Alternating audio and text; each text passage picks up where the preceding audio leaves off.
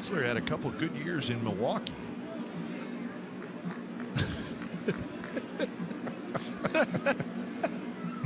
He's a little hungry.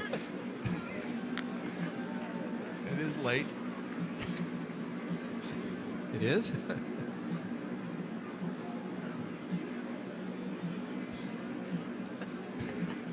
It is late, folks. Little late. Kinsler had a couple good years, and then he got hurt in 2015 and ended up signing a minor league deal with the Twins.